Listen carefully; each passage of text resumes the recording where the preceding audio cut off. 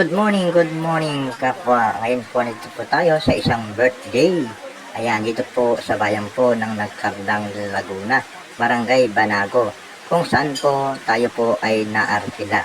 Ayan, buhay naman po ang ating pamamasada. Ayan, God bless po, mabuhay po tayong lahat.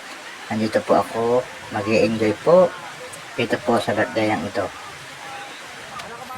Ito nga po ay niluluto na ang kanin. Kaya nga po ako ay napapanganga sapagkat ako po ay gutom na gutom.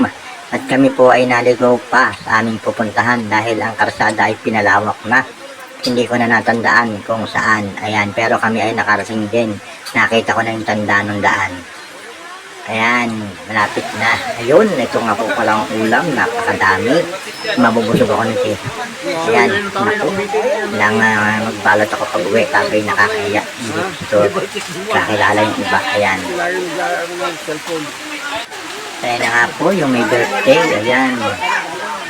Si Lola Eddie. Ayan, kapatid ni Puwera. Ayan, ng Lola.